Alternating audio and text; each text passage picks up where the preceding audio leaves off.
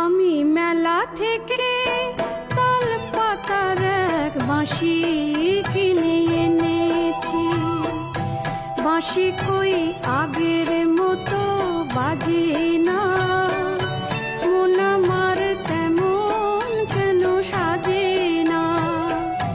তবে কি ছেলেবেলা অনেক দূরে ফেলে এসেছি। আমি মেলা থেকে